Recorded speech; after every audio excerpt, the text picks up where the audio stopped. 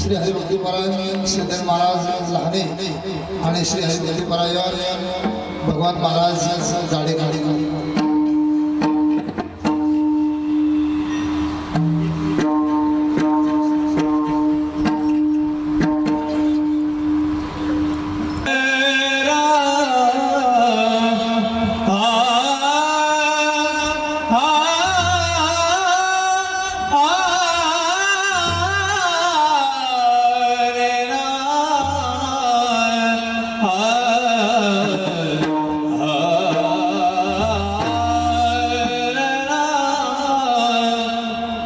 सत्य सात खरे सत्य सात खरे सत्य सात खरे सत्य सात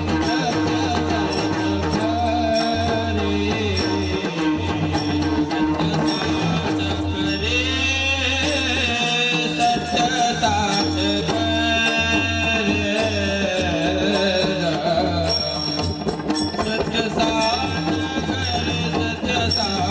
गिर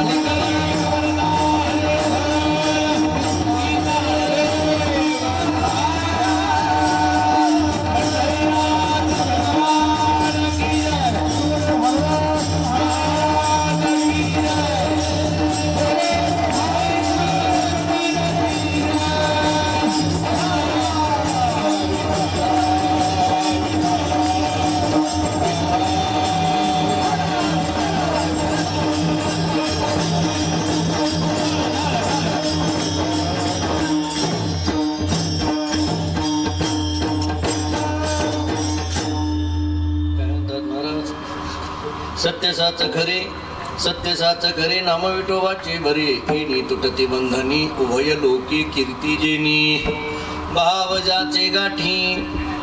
ज्याचे गाठी त्यासी लाभ उठा उठी येणी तुटती बंधनी उभय लोकी कीर्ती जेनी तुका म्हणे भोळा जिंको जाणे कळिकाळा येणी तुटती बंधनी उभय लोकी कीर्ती जेनी पांडुरंगात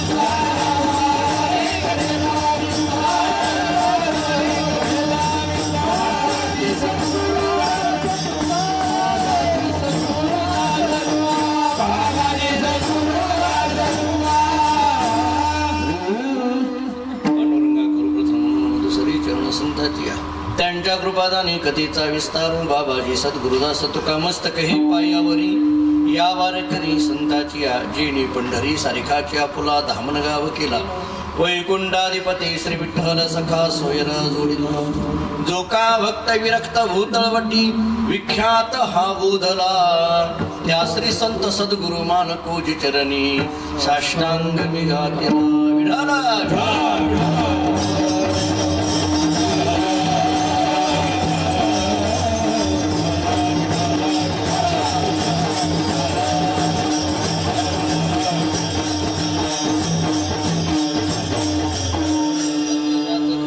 नाम विठोबाचे बरे येणे तुटती बंधनी उभय लोकी कीर्ती जेनी प्रस्तुत कीर्तन रूपी सेवेकरिता म्हणजे निरूपणाकरिता प्राप्त असणारा अभंग महान भगवत भक्त जगद्गुरु श्री संत तुकाराम महाराजांचा भगवंताच्या नामाचं स्वरूप सांगणारा गोड असा 4 चरणाचा अभंग आहे। या अभंगातून जगद्गुरु श्री संत तुकाराम महाराज भगवंताच्या नामाचं स्वरूप सांगतात 1, भगवंताच्या नामाचा परिणाम सांगतात 2, भगवंताच्या नामाची अनुभूती सांगतात 3 आणि भगवंताचं नाम घेणाऱ्या नामधारकाचं सामर्थ्य सांगतात 4। विठ्ठला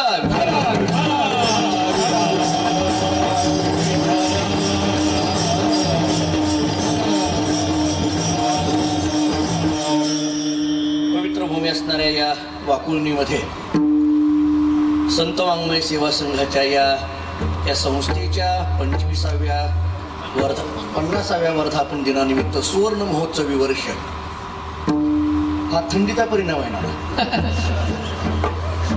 ते काय झालं म्हणजे तुकाराम महाराजांच्या चरित्रात एक वर्णन केलं आमदार साहेब तुमच्याकरता सांगतो तुम्ही नवीन आहात याच्या ऐकण्यामध्ये तर तुकाराम महाराजांच्या चरित्रात असं सांगितलं जातं की कुणीतरी तुकाराम महाराजांना विचारलं म्हणजे गावामध्ये देहूमध्ये भांडणं झाली नवरा बायकोची त्या नवऱ्याने बायकोला सारखं सांगितलं हे बघ तू जर असं सारखं माझ्याशी भांडणं करायला लागली तर मी तुकाराम महाराज होईल तिने एकदा रागानं सांगूनच टाकलं काय व्हायचंय ते व्हा जा म्हटले तुकाराम महाराज व्हा तो माणूस तुकाराम महाराजांकडे गेला आणि म्हणायला लागला महाराज मला तुमच्यासारखं व्हायचंय तुकाराम महाराजांनी सांगितलं चला भंडारा डोंगरावर गेले रात्रभर जागर केला भजन केलं पहाटे 4 वाजता त्याला उठवलं आणि चला म्हटले खाली इंद्रायणीच्या डोहामध्ये तो म्हटलं एवढी थंडी आहे ना एवढ्या थंडीमध्ये इंद्रायणीच्या डोहात आंघोळ करायची ते म्हटले तुकाराम महाराज व्हायचं असेल तर असंच करावं लागतं बहुतेक मला वाटतं आमच्या महाराज लोकांपैकी कोणाची तरी नवरा बायकोची भांडणं झाली असतील आणि त्या नवऱ्यानी महाराजांनी बायकोला सांगितलं असेल मी नाना होणार नानांनी सांगितलं असेल हे वाकुणीला मग कळतंय नाना कसं व्हायचं असतं एवढ्या थंडीमध्ये कीर्तन करणाराच नाना होऊ शकतो बाकीचा होऊ शकत नाही विठ्ठला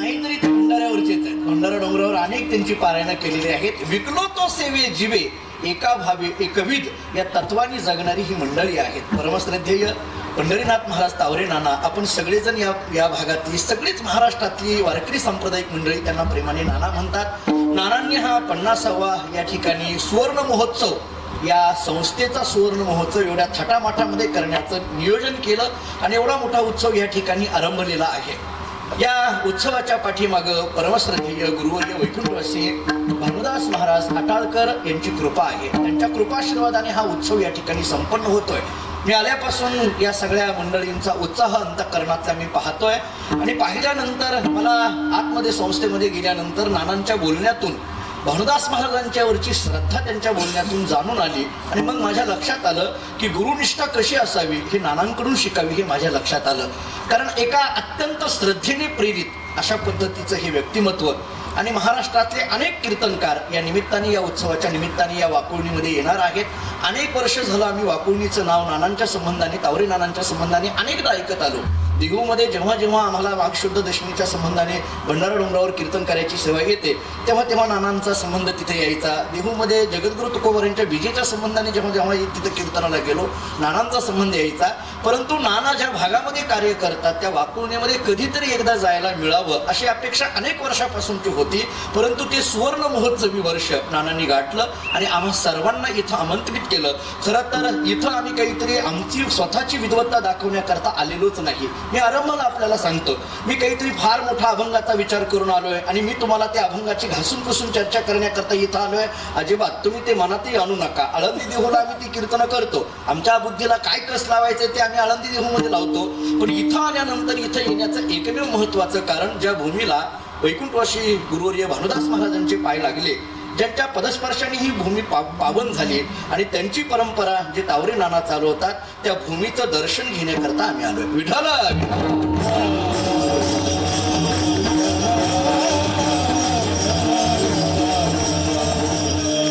महोत्सवी वर्ष आहे. जगद्गुरु तुकोबारांच्या या अभंगाचा थोडासा दाखला, थोडासा विचार या अभंगाचा मी आपल्या समोर मांडतो की नेमकं तुकाराम महाराजांच्या या चरित्रात, या अभंगातून नेमकं तुकोबारांना काय अभिप्रेत आहे.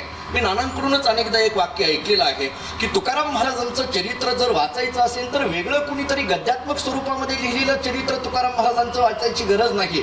तुकाराम महाराजांच्या गाथ्याचं पारायण करावं म्हणजे तुकाराम महाराजांचं चरित्र काय आहे हे कळून जातं. जन्मा आलो त्याचे इथपासून ते आम्ही जातो अमुच्या गावा इथपर्यंतच, आतापासून इथपर्यंतचं सर्व चरित्र तुकाराम महाराजांच्या गाथ्यामध्ये आपल्याला दिसून येतं. आम्ही अनेकदा सांगत असतो इथं तुकोबारांच्या गाथ्याचं पारायण चाललेलं आहे. नानांनी मला सांगितलं जवळजवळ 1001 लोक पारायणाला बसलेले आहेत.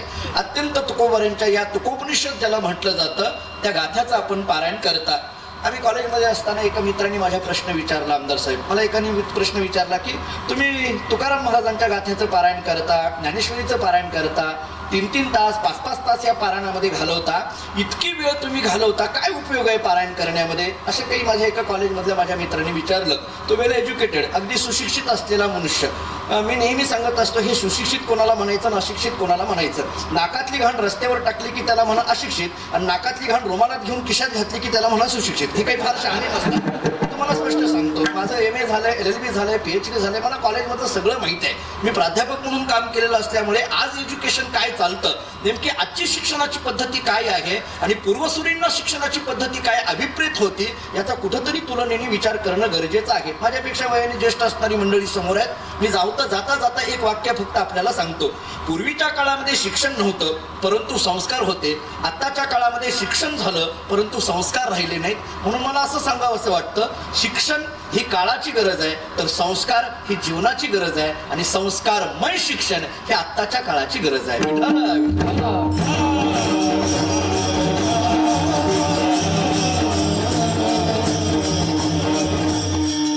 विचारलं तुम्ही 3-3 तास 5-5 तास गाथ्याची पारायण करता, काय होतं पारायण केल्याने? नाना मी एका वाक्यात उत्तर दिलं, पारायण केल्याने नारायण होतं, बस एवढंच आहे. पारायण करणाऱ्याला माहित असतं की पारायण केल्याची अनुभूती काय येते. इथं नानांच्या कडून, इथं आपल्या सगळ्यांकडून गाथ्याचं पारायण चाललेलं आहे. तुकाराम महाराजांचा हा अभंग जवळजवळ अनेक वारकरी मंडळी जे आहेत त्यांच्या कानावर अनेकदा पडलेला अभंग आहे. नामपर प्रकरणातला हा अभंग आहे. कारण नाम विठोबाचे बरे असे महाराजांची भाषा आहे. तुकाराम महाराज साधनाचा विचार इथं सांगतात. साधनाचा विचार जेव्हा सांगितला जातो तेव्हा नेमकं साधनाने ज्या साध्यापर्यंत जायचं आहे त्या साध्याचा विचार अगोदर करावा लागतो. मग त्या साध्यापर्यंत जाण्याकरता कोणतं साधन अवलंबायचं याचा विचाराला आरंभ होत असतो. ही तत्वज्ञानाने आपल्याला भूमिका सांगितलेली आहे. मी त्याला छोट्या भाषेत खुलासा करून पुढे जातो.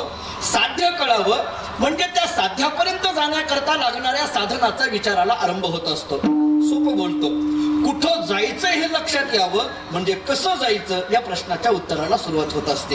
अगोदर कुठं जायचं हे लक्षात यावं. मी 4 मुद्दे आपल्या समोर मांडतो. माणसाला कुठं जायचं हे लक्षात यावं. समजा हे नाही लक्षात आलं तर कमीत कमी आपण कुठून आलो एवढं तरी लक्षात यावं. आपण कुठून आलो एवढं तरी लक्षात यावं. समजा कुठून आलो हेही नाही लक्षात आलं तर कमीत कमी आपण सध्या कुठं आहोत एवढं तरी लक्षात यावं. आपण कुठं आहोत एवढं तरी कळावंच माणसाला. मी त्याच्या पुढचं बोलू का? आपण कुठे आहोत हेही नाही कळालं तर कमीत कमी आपण कोण आहोत एवढं तरी कळावं. आलं का लक्षात? पहा, मी उलट्या दिशेने जातो आता. आपण कोण आहोत हे कळालं की आपण कुठे आहोत हे कळत असतं.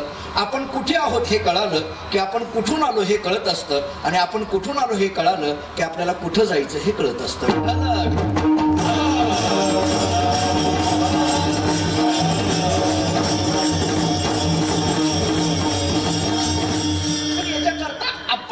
आहोत हे लक्षात आलं पाहिजे. जरा आचार्यांच्या भाषेत म्हणू, कोहम कतमिदम जातम कोवय करतस्य विद्यते, किंवा ज्ञानेश्वर महाराजांनी आम्हाला सोपं करून सांगितलं, मी कोण ऐसा करावा विचार म्हणे ज्ञानेश्वर निवृत्तीचा.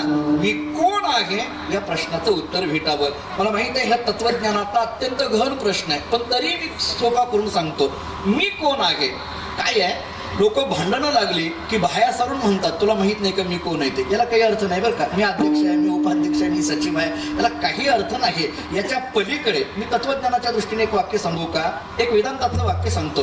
देहाच्या संबंधाने निर्माण झालेली ओळख काही कालापुरती असते आणि आत्मतत्वाच्या विचाराने निर्माण झालेली ओळख कायमस्वरूपी टिकणारी असते. विठाला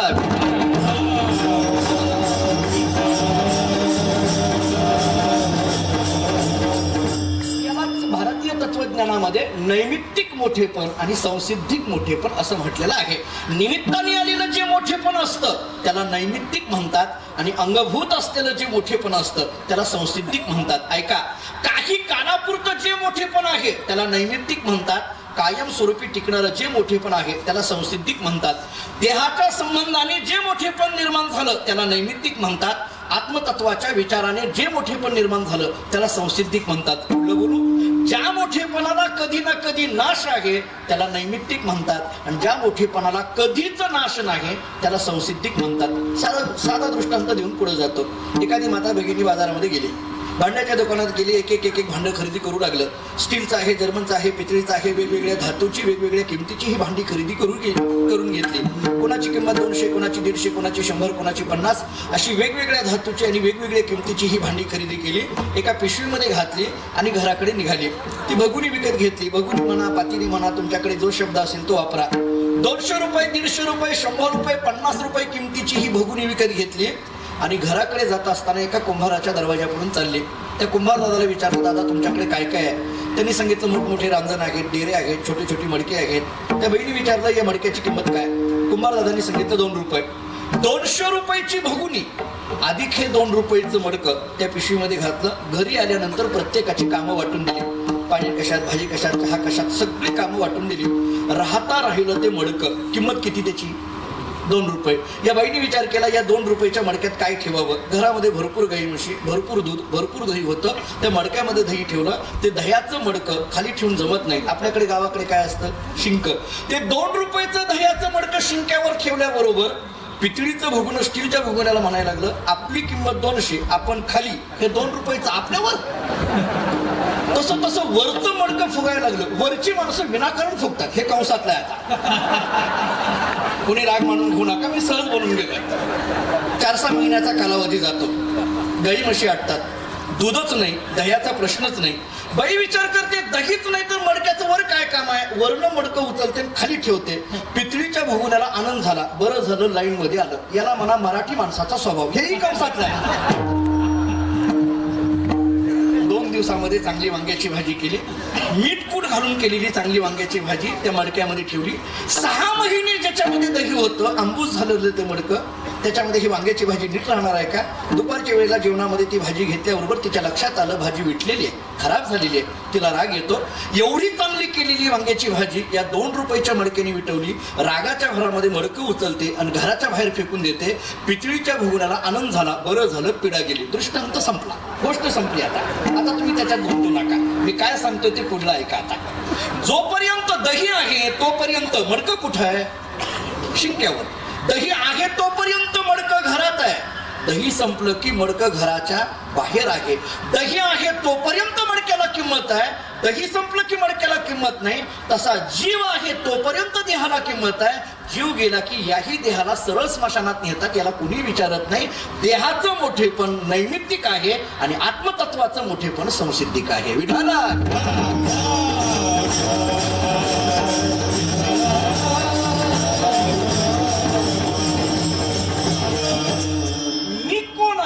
या प्रश्नाकडे मी आपल्याला घेऊन येत होतो. मी कोण आहे याचा विचार करत असताना, मीचा विचार मांडत असताना वेदांतांनी याच्यावर खूप विस्तार केलेला आहे. अन्नमय कोश, प्राणमय कोश, मनोमय कोश, विज्ञानमय कोश, आनंदमय कोश, या सगळ्या वेदांतातल्या जास्त प्रक्रिया मी जात नाही. परंतु मी या शब्दाचा अर्थ आत्मतत्वाच्या संबंधाने सांगितलेला आहे.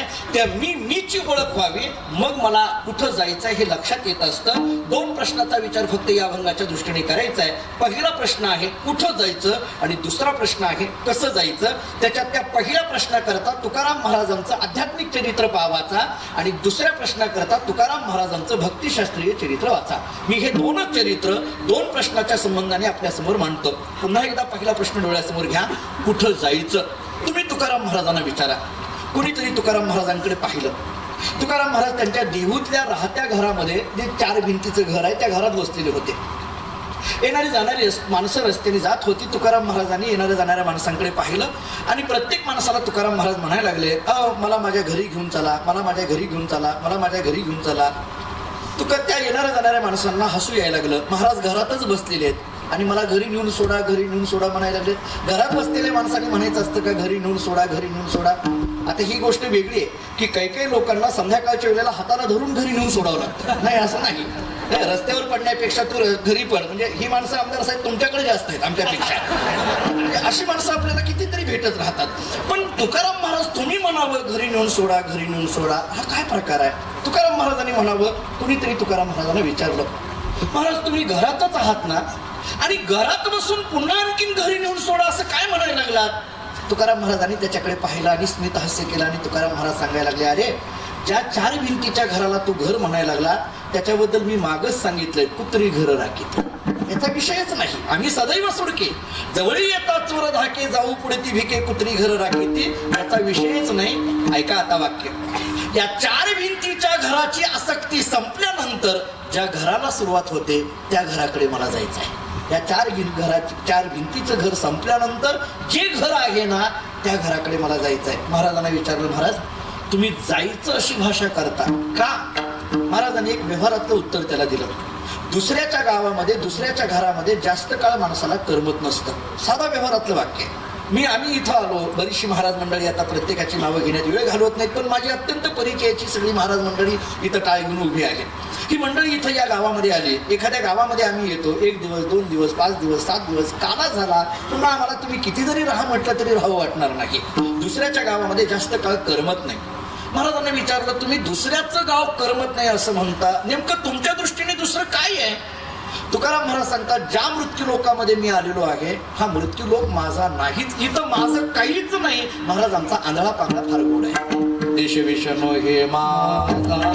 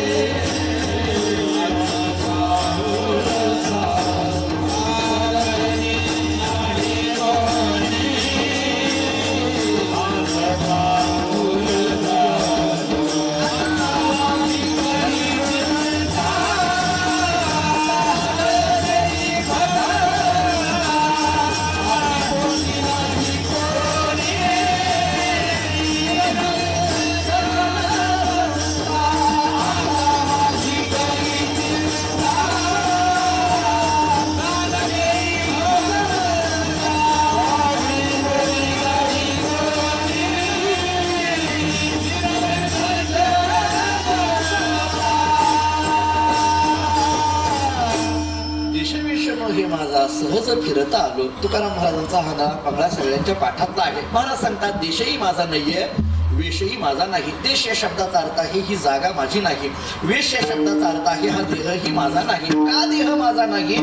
एकनाथ महाराजांनी भागवतामध्ये याची अनेक कारणं सांगितली. नाथ महाराज असं सांगतात, हा देह अनेकांच्या मालकीचा आहे म्हणून याला मी माझं म्हणत नाही. सोपी सोपी उत्तरं दिली. आई मुलाच्या संबंधाने म्हणते हा देह माझा, वडील म्हणतात हा देह माझा, बायको म्हणते हा देह माझा, मुलगा म्हणतो हा देह माझा, मित्र म्हणतात हा देह माझा, या देहात असलेला जीव म्हणतो हा देह माझा, आणि स्मशानातला चितेवरचा अग्नी म्हणतो हा देह माझा. जर इतके वाटेकरी या देहाचे असतील तर मी कशाला माझं म्हणून? तुकाराम महाराज सांगतात, देशवेश हे माझा. इथं आलातच कसं? महाराजांनी सहज उत्तर दिलं, सहज फिरत आलो. आलात ना, मग राहा ना. का विनाकारण जायचं जायचं जायचं अशी भाषा करता? महाराज म्हणतात, मी राहिलो असतो पण करू सत्ता कोणावरी, कुठे स्थिर राहिलो. कोणी माझं ऐकत नाही. कोण ऐकत नाही? गावातील लोक ऐकत नाहीत का घरातील लोक ऐकत नाहीत? काही काही लोकांना असं वाटत असतं गावातील सगळ्या लोकांनी माझं ऐकलं पाहिजे, पण गावातली लोक म्हणत असतात घरातले ऐकतात का बघा, मग गावातल्याचा विचार करू. ऐका, मग गावातले ऐकत नाहीत, घरातले ऐकत नाहीत, कोण ऐकत नाहीत? तुकाराम महाराजांनी सांगितलं, गावातले सोडा, घरातले सोडा. ज्या इंद्रियांना मी माझं म्हणायला लागलो ती इंद्रियच माझं ऐकत नाही. पाय डोळे म्हणता माझे हेही काही समोर करीलो. मी म्हणायला लागलो माझे पाय, मी म्हणायला लागलो माझे डोळे, मी म्हणायला लागलो माझे कान, पण ही इंद्रिय माझं ऐकत नाही. मी आपल्याला सोपा प्रश्न विचारतो, आपले पाय आपलं ऐकतात का? बोला. जर ऐकत असतील तर आत्ताच पायाला सांगा, कीर्तन होईपर्यंत हलायचं नाही. मी बघतो वाकुळणीतली पाय कशी येते. शक्य आहे का? 2 तास बसणं होत नाही माणसाला. नाथ महाराजांनी त्याचं उत्तर दिलंय, पाय वांछिती गती, असं नाथ महाराज आपल्याला भागवतात सांगतात. मी सगळा विस्तार करत नाही. पाय डोळे म्हणता माझे तेही कैसा मोकलिलो, म्हणून परदेशी नाही कोणी, अंधपांगुळ झालो, मला माझ्या घरी जायचं. महाराजांना विचारलं, महाराज तुम्ही मगापासून म्हणता घरी जायचं घरी जायचं घरी जायचं, पण ज्या घरी जायचं त्या घराचा काहीतरी पत्ता सांगा. कमीत कमी त्या घराला रंग कोणता आहे सांगा, दरवाजा कोणत्या दिशेला सांगा, खिडक्या किती आहेत हे सांगा. महाराजांनी त्याच्याकडे पाहिलं आणि स्मित हास्य करून सांगितलं, ज्या घरी मला जायचं आहे त्या घराचा रंग विचारतो. अरे त्या घराला भिंतच नाही तर रंग कुठून द्यायचा म्हटलं? भिंत नाही याचा अर्थ आकार नाही, आकार नाही याचा अर्थ निराकार असलेलं जे घर आहे त्या घरी मला जायचं आहे. मग प्रश्न असा पडतो, असं घर आहे तरी कुठं? महाराजांच्याच भाषेत बोलायचं झालं तर, निरंजनी आम्ही बांधिले घर, निराकार निरंतर राहिलो से. निरंजनी आम्ही बांधिले घर, ते घर आहे की जिथं कोणत्याही पद्धतीचा आकार नाही, अवयव नाही, गुण नाही, असं निर्गुण निराकार निरवयव असलेलं जे घर, वेदांताच्या भाषेत बोलायचं झालं तर याच घराला ब्रह्मस्वरूपता असं म्हटलंय. विठ्ठल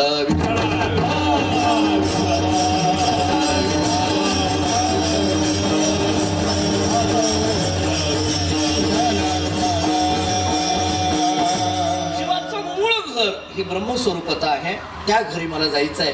सोप्या भाषेत बोलतो, निर्गुणाच्या ठिकाणी पोहोचायचं आहे. आता प्रश्न असा पडतो, निर्गुणाच्या ठिकाणी पोहोचायचं असेल तर कसं पोहोचावं लागेल? तुकाराम महाराज सांगतात, तू एकनाथ महाराजांचा हरिपाठ वाच, म्हणजे याचं उत्तर कळेल. एकनाथ महाराजांनी आपल्याला काय उत्तर दिलं याचं? निर्गुणी पावलो सगुणी भजता विकल्प धरे.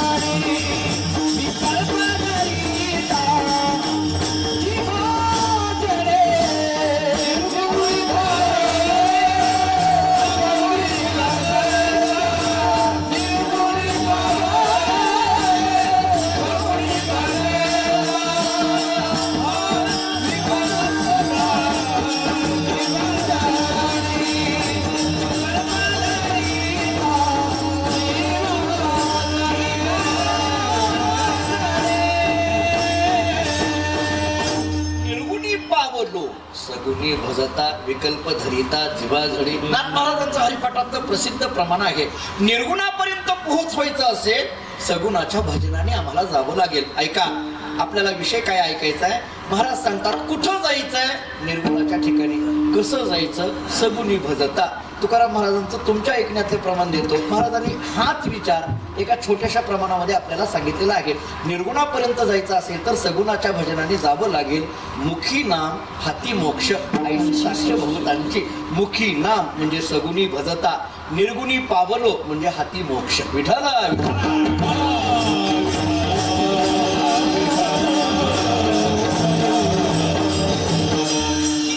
प्रश्नाचं उत्तर मिळालं. कुठं जायचं, निर्गुणाच्या ठिकाणी. कसं जायचं, सगुणाच्या भजनाने. पण तुकाराम महाराजांना विचारलं, महाराज ज्या भगवंताच्या भजनाने तिथपर्यंत जायचं आहे त्या भगवंताच्या नामाची काही अनुभूती तुमच्या दृष्टीने काही आहे का. तुकाराम महाराजांचं जर चरित्र वाचलं तर तुकाराम महाराजांच्या चरित्रात एक वाक्य आपल्याला सांगितलं जातं. तुकाराम महाराजांची वाचा नाम सोडायलाच तयार नाही. माझी मज झाली बरं वाचा छंद या नामाचा घेतला असे अखंड दिनरजनी हाची धंदा गोविंदाचे पोवाडे. अनेकदा आपण महाराजांकडून नानांकडून चरित्र ऐकलेलंच असेल. तुकाराम महाराजांच्या चरित्रामध्ये असं आहे की तुकाराम महाराज भजनाला जाताना कधी घरून सांगून जात नव्हते. कधी भंडारा डोंगरावर जायचं, कधी भामचंद्र डोंगरावर जायचं, कधी गरुडेश्वरवर जायचं. जिजाई साहेबांनी त्यांना विचारावं, तुम्ही कुठे जाता हे सांगून जात नाही, तुम्ही सांगून जात जा म्हणजे मला यायला सोपं पडतं. महाराजांनी सांगायचं आमचं काही तसं ठरलेलं नाही. मग मी कसं यायचं, तू एक काम कर, बाहेर ये, रस्त्यावरची माती कानाला लाव. ज्या मातीतून विठ्ठल विठ्ठल आवाज आलेला असेल त्याच रस्त्याने आम्ही गेलेलो असेल. ज्या मातीतून विठ्ठल विठ्ठल आवाज येत नाही त्या रस्त्याने आम्ही कधीही जात नाही. तुकाराम महाराजांचे पाय ज्या रस्त्याला लागावे ती माती विठ्ठल विठ्ठल म्हणते.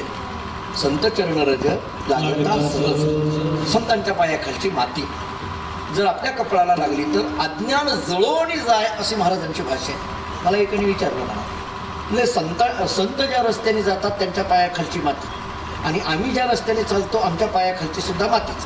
मग संतांच्या पायाखालची माती कपाळाला लागण्याच्या ऐवजी आमच्याच पायाखालची माती आमच्या कपाळाला लागली तर चालत नाही का, हे विचारतात असे प्रश्न आम्हाला.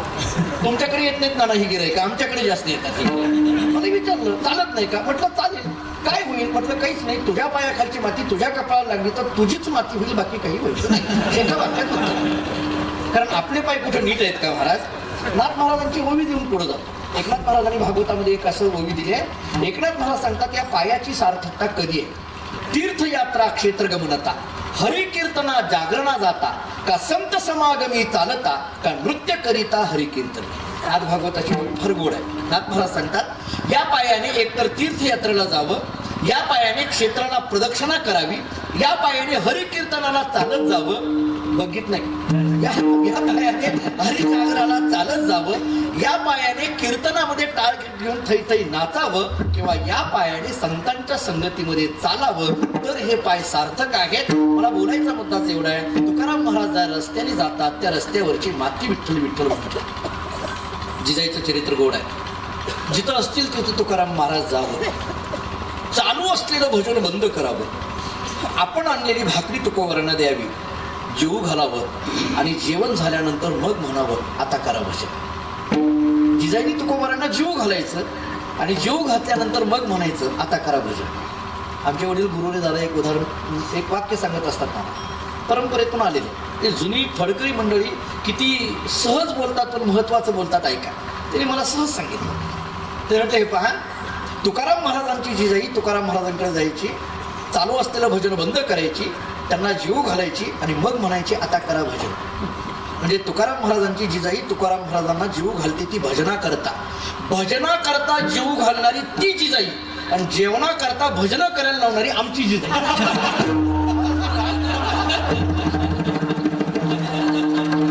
माझ्या मागच उभा आहेत ते म्हणते आपण सगळे एकाच पक्षात, एवढा लांब उभं चालू का मी. म्हणून संत नव्हती जगा माणसा त्यासारखे म्हणायचं ते याच्या करता. तुकाराम महाराज आहेत महाराज. तुकाराम महाराजांना विचारलं, महाराज कुठं जायचं, निर्गुणाच्या ठिकाणी. कसं जायचं, सगुणाच्या भजनाने. आता प्रश्न आहे का, महाराजांना विचारलं, महाराज कुठं जायचं हेही कळालं आणि कसं जायचं हेही कळालं, कुठं जायचं या प्रश्नाकरता महाराजांचं आध्यात्मिक चरित्र आणि कसं जायचं या प्रश्नाच्या उत्तराकरता महाराजांचं भक्तिशास्त्रीय चरित्र. आता फक्त प्रश्नच एवढा आहे, ज्या साधनाच्या माध्यमातून साध्यापर्यंत जायचं आहे त्या साधनाचा स्वीकार करण्याकरता साधक केव्हा तयार होतो, जेव्हा साधनाचं स्वरूप कळेल तेव्हा तयार होतो.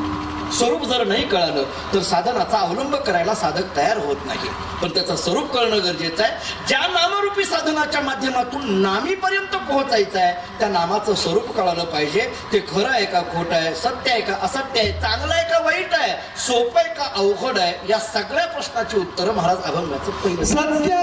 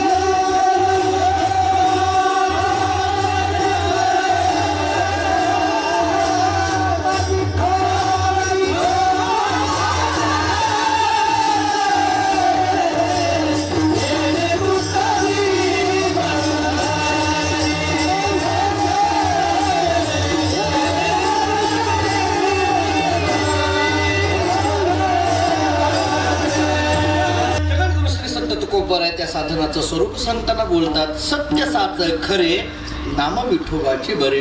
फक्त याचा थोडा अन्वय असा करावा असं वाटतो मला. सत्य साच खरे बरे नाम विठोबाचे. पलीकडला बरे शब्द फक्त अलीकडाच्या दृष्टीने याचा अर्थ काय करता येईल. सत्य सत्य म्हणजे नेमकं काय, मी 3 व्याख्या आपल्याला सांगतो. एक वेदांताच्या दृष्टीने, एक ज्ञानेश्वर महाराजांच्या दृष्टीने आणि एक भक्तिशास्त्राच्या दृष्टीने. सोपी व्याख्या आहे.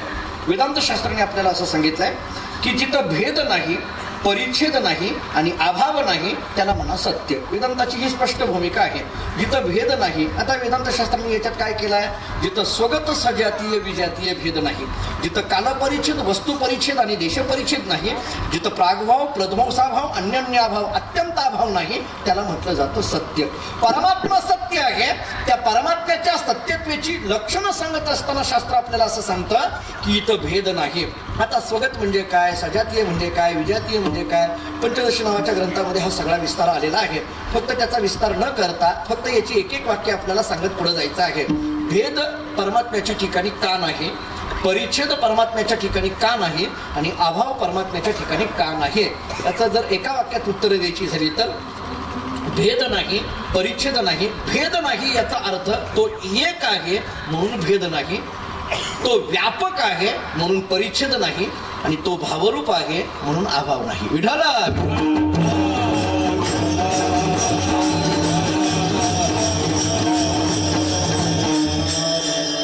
भेदा करता 2 लागतात आणि परमात्मा एक आहे. एकमेव अद्वितीयम ब्रह्म किंवा एक धरीला चित्ती आम्ही रखुमाईचा पती. एक एक या शब्दाने कितीतरी वर्णन आपल्याला करता येण्यासारखं आहे. महाभारतातला जाता जाता एक श्लोक सांगून पुढे जातो. महाभारतकरांनी चिंतन असं केलंय, एकोपी कृष्णस्य कृत प्रणामी दशाश्वमेधाव वृतेन तुल्यः दशाश्वमेधी पुनरेती जन्म कृष्ण प्रणामी न पुनर्भवाय. महाभारत आपल्याला काय सांगता आहे का, एकोपी कृष्णस्य कृत प्रणामी, एक असलेला भगवान श्री कृष्ण परमात्मा त्याला आम्ही नमस्कार केला. काय आपल्याला मिळेल, दशाश्वमेधाव वृतेन तुल्यः, 10 अश्वमेध यज्ञ केल्याचं पुण्य एका भगवंताला नमस्कार केल्याने प्राप्त होतं. एका हा शब्द आहे ना, याच्याकरता हे सगळं चाललंय. 10 अश्वमेध यज्ञ केल्याचं पुण्य एका भगवंताला नमस्कार केल्याने प्राप्त होतं. म्हणजे 10 अश्वमेध यज्ञाचं पुण्य फक्त एक भगवंताला नमस्कार केला की प्राप्त होतं. इतकं पुण्य प्राप्त होतं. कुणीतरी महाभारतकरांना विचारलं, काय तुम्ही भगवंताचं वर्णन करायला लागला? अरे भगवंताच्या दर्शनात काय पुण्य आहे? 10 अश्वमेध यज्ञ केल्याचं पुण्य भगवंताच्या दर्शनात आहे असं सांगता. म्हणजे तेही पुण्यच आणि भगवंताच्या नमस्काराने प्राप्त होणारं पुण्यच. मग दोन्ही जर पुण्यच असेल तर याच्यात अपूर्वता काय आहे? मग याच्यात अपूर्वता काय आहे?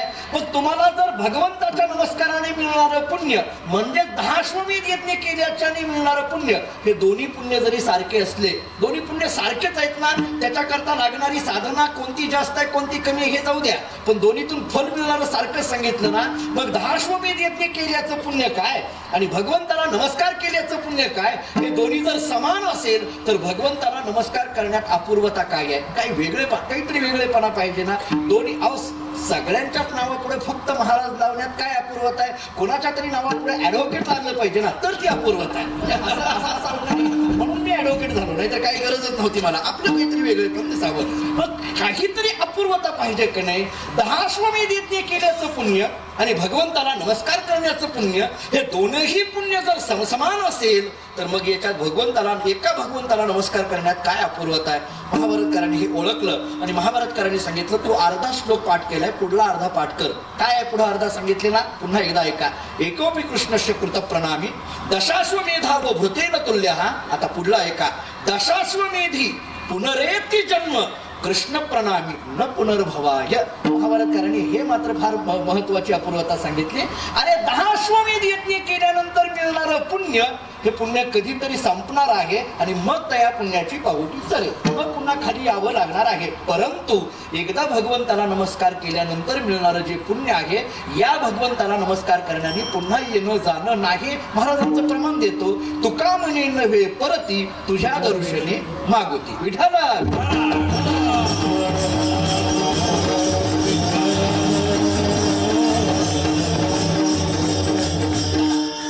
काय चाललाय? भगवंताच्या नामाला सत्य म्हणायचं. या सत्य म्हणण्याची 3 कारणं मी आपल्या समोर मांडली. एक, भेद नाही म्हणून सत्य म्हणा. याच्याकरता आपण परमात्मा एक आहे, भगवंताचं नाम एक आहे, एक तत्व नाम. ज्ञानोबा हरिपाठामध्ये आपल्याला सांगतात, म्हणून भगवंताच्या नामाला सत्य म्हणा. एक, इथं परिच्छेद नाही, परमात्म्याचं नाम व्यापक आहे म्हणून इथं परिच्छेद नाही म्हणून सत्य म्हणा.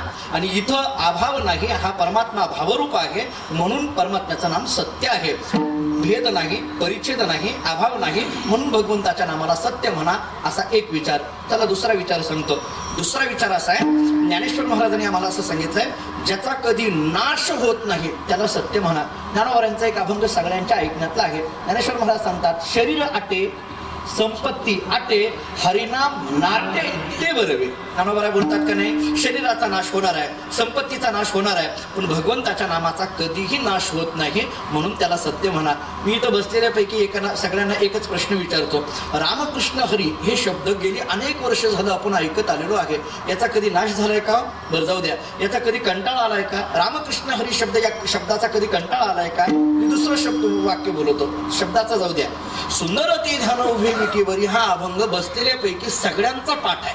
गाथा उघडून जरी पाठ नसला तरी कमीत कमी ऐकून तरी पाठ आहे. आपण त्याला कानपाठ म्हणतो. कसा कवीला पण पाठ आहे तुमचा. मला सांगा, एवढी वर्ष झालं, 50 वर्ष झालं या गावामध्ये सुंदरती ध्यान उभे विटीवरी हा अभंग म्हटला जातो. बसलेल्यापैकी कुणीतरी असं म्हटलं का या अभंगाचा कंटाळा आलाय, सुंदरते ध्यान उभे विटीवर या अभंगाचा कंटाळा आलाय, असं कुणीतरी म्हटलं का? बाकी लागून एक वाक्य बोलू का? एखाद्या वेळेस या अभंगाला चाल लावणाऱ्याचा कंटाळा येतो. नाही असं नाही. लोक काय म्हणतील तुम्हाला, चाल बदला असं म्हणतील. महाराजांनी जेव्हा सुरुवात केली, लोक म्हणतील चाल ती काल झाली, आता दुसरी म्हणा असं म्हणतील.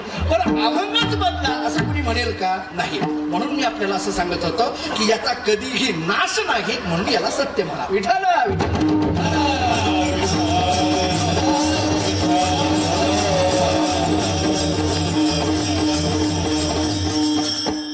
झाली आतापर्यंत. एक वेदांताच्या दृष्टीने झालं, भेद परिच्छेद अभाव नाही म्हणून सत्य म्हणा. दुसरं कारण आपल्याला दिलं ज्ञानोबारांच्या दृष्टीने, याचा कधीही नाश नाही म्हणून याला सत्य म्हणा. आता तिसरं कारण आहे का, भगवंताच्या नामाची गोडी प्रत्येक क्षणाक्षणाला वाढणारी आहे म्हणून याला सत्य म्हणा. देवर्षी नारद मुनींनी भक्तिसूत्रामध्ये सांगितलेलं एक सूत्र आहे, फक्त त्याचा छोटासा भाग सांगतो. प्रत्येक क्षण वर्धमानम. मला सगळं सूत्र सांगायचं नाही, मला गरजही नाही त्याच्या आत्ता. फक्त एवढंच सूत्र मला महत्वाचं आहे. प्रत्येक क्षण वर्धमानम. प्रत्येक क्षणाक्षणाला याच्यातली गोडी वाढणारी आहे. मी महाराजांचं प्रमाण देतो. महाराजांनी स्पष्ट आपल्याला सांगितलं, विटे ऐसे सुख नोहे भक्ती रस पुढता पुढती आस सेवावी. बस किती जरी घेतलं तरी पुन्हा पुन्हा पुन्हा पुन्हा पुन्हा पुन्हा घ्यावं असं वाटतं. तुम्हाला एक वाक्य सांगू, प्रपंचाची गंमत अशी आहे, एकदा घेतलेली वस्तू पुन्हा पुन्हा घ्यावीशी वाटत नाही. प्रपंचात असं असतं, एकदा घेतलेली वस्तू पुन्हा घ्यावी. रोज तीच भाजी आमच्या ताटामध्ये जेवायला आली, खाऊ वाटते का? रोज एकच भाजी ताटामध्ये आली, रोज वांग्याची भाजी ताटामध्ये आली, खाऊ वाटेल का? रोजच आपल्या ताटामध्ये वांग्याची भाजी आली, रोजच आपल्या ताटामध्ये बटाट्याची भाजी आली, खाऊ वाटेल का? अजिबात नाही. आम्ही आमच्या फडावरच्या गावाला लहानपणी नाना मी वडिलांच्या बरोबर फिरायचो. तानाजी महाराजांना आमच्या माहिती आहे, आमच्या वडिलांच्या बरोबर मी फिरायचो. थोडा मृदंग वाजवत होतो महाराज, तुमच्या एवढा नाही पण थोडा वाजवत होतो. म्हणजे कीर्तन करायला लागेल तेवढं वाजवत होतो, बाकी असं नाही. मृदंगाचार्याचे सुद्धा प्रकार सांगावे लागतील आता. लागतं तेवढं कीर्तनाला वाजवत होतो मी. आणि मग महिनाभर आमच्या परंपरेतली सप्ते नाना, सप्ताहाला मग 8-8 दिवस राहायचं. आता फडावरचे सप्ते तुम्हाला माहिती आहे, परंपरेतले सप्ते कसे असतात. रोज पंक्तीला आम्हाला जेवायला लागायचं. पंक्तीला गेल्यानंतर रोज भाजी असायची, ती एकतर वांग्याची किंवा बटाट्याची. अशोकराव रोज भाजी वांग्याची किंवा बटाट्याची असायची. ती महिनाभर कंटाळून गेलो मी. कधी एकदा गावाकडे पंढरपूरला जातोय असं झालं होतं. एका सप्ताहाचा काला झाला आणि वडील म्हटले चला आता आपल्याला पंढरपूरला जायचंय. मला आनंद झाला, बरं झालं या वांग्यापासून सुटका मिळाली आपली, एवढंच. तेव्हा काही गाडी नव्हती ना आमच्याकडे, एसटीने निघालो आम्ही. एका एसटीमध्ये बसलो, ती फास्ट गाडी होती. पंढरपूरला गेल्यानंतर आईने विचारलं जेवायचं का? म्हटलं त्याच्याकरता तर एवढ्या फास्ट गाडीत आलं. आल्यानंतर जे ताटामध्ये भाजी आलेली होती ना नाना, ती वांग्याचीच होती. माझ्या वडिलांनी मला विचारलं अरे जयवंत कोणत्या एसटीने आलो आपण? मी म्हटलं दादा फास्ट होती हो. ते म्हटलं मग आपल्यापेक्षा सुपरफास्ट कोणती भेटली आहे वांग्याला? आपल्या अगोदर हजर. तीच भाजी नको वाटते जेवणामध्ये, खाऊ वाटते का बोला? तेच कपडे नेसायचे म्हटलं नको वाटतात. आपण कापडाच्या दुकानात गेलो की त्या कापड दुकानदाराला सांगत असतो नवीन दाखवा. तो 10 वर्षापूर्वीच दाखवतो, त्यालाच म्हणायचं नवीन दाखवा. मी तुम्हाला बोलत नाही आता हे. आपल्याला तरी त्यातलं काय कळतं? झालं तेच कपडे नेसावे वाटत नाही, तीच भाजी खावी वाटत नाही, आपल्याला तेच वाचावं वाटत नाही. जरा पुढलं बोलू आता. अलीकडे त्याच महाराजाची कीर्तन सुद्धा आवडेनच. लोक काय म्हणतात आता महाराज बदला. त्याच गोष्टी आपल्याला व्यवहारामध्ये नको वाटतात. पण ऐका आता, त्याच गोष्टी जिथं नको वाटतात त्याला प्रपंच म्हणा, पण एकदा घेतलेलं भगवंताचं नाम आयुष्यभर सोडावं वाटत नाही, त्याला परमार्थ म्हणा.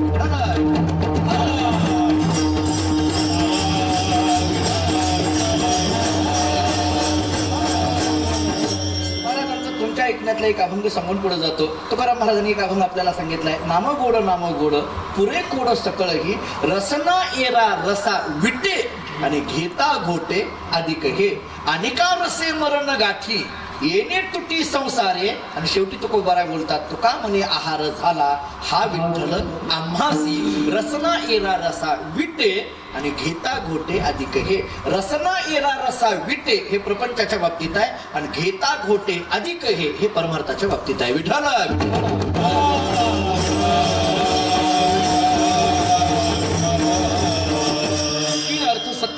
आता जेवढे शक्य आहे तेवढे 3 अर्थ मी आपल्या समोर मांडले. एक वेदांताच्या दृष्टीने, एक ज्ञानावरांच्या दृष्टीने, एक भक्तिशास्त्राच्या दृष्टीने. भगवंताच्या नामाला सत्य म्हणा एक. चला दुसरा शब्द सांगतो. महाराज सांगतात साच. पुढचा शब्द आलाय साच. साच या शब्दाचा मराठी शब्दकोशामध्ये अर्थ केलाय चांगलं. महाराजांचं आपल्याला सगळ्यांच्या ऐकण्यात प्रमाण आहे. नाम चांगले चांगले माझे कंठी राहो बरे, किंवा कीर्तन चांग कीर्तन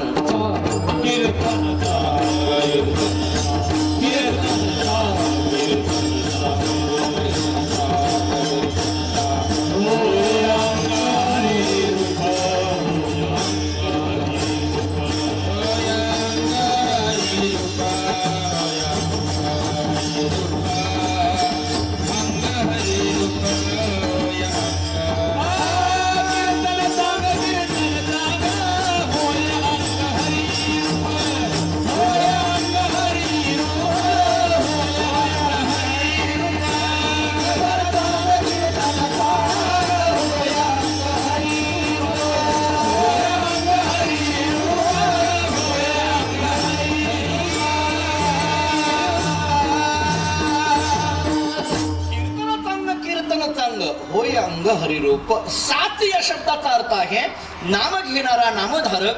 नाम घेता घेता नामी स्वरूपाला प्राप्त होतो, याला म्हटलं जातं साच. ऐका पुन्हा एकदा वाक्य. नाम घेणारा नामधारक नाम घेता घेता नामी स्वरूपाला म्हणजे भगवत स्वरूपाला प्राप्त होतो, याला म्हटलं जातं साच. रामायणातला एक धावता दृष्टांत जाऊन पुढे जातो. रामायणामध्ये राम लक्ष्मण सीता शोध करण्याकरता निघाले. सगळ्यांना माहित आहे रामायण हे. राम लक्ष्मण सीता शोध करण्याकरता निघाले आणि जात असताना प्रभू रामचंद्राची आणि सुग्रीवाची गाठ पडली. नव्हे दोघात मैत्री झाली. मैत्री करता काहीतरी समानता लागते. एकनाथ महाराजांनी याच्यात समानता काय सांगितली की दोघांनाही एक दुःख समान आहे. पत्नी विरहाचं दुःख दोघांना समान आहे.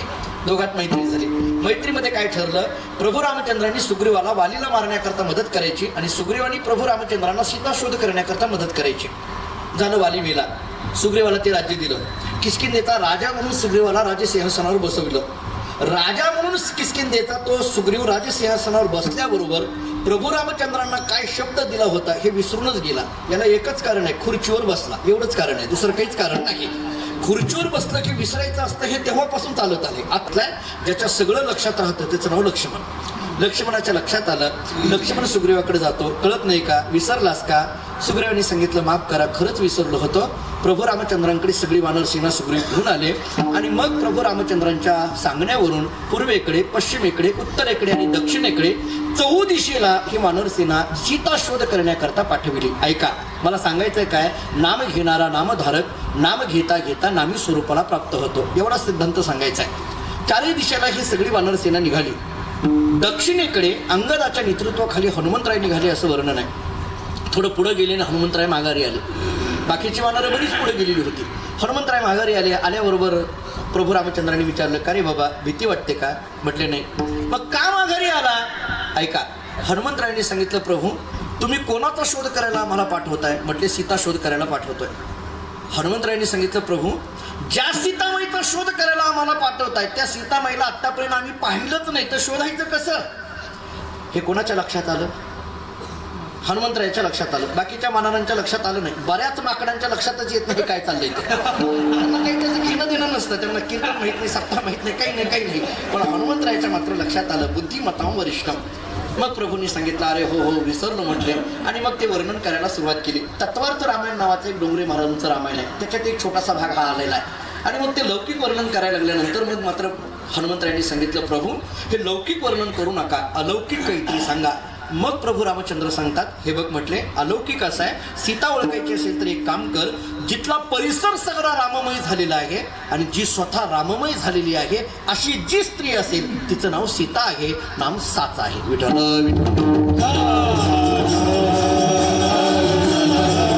नामाला कोणतंही बंधन नाहीये, परंतु भगवंताचं नाम घेणाऱ्या नामधारकाच्या जीवनातली सगळी बंधनं तुटून जातात. अभंगाचे बंधन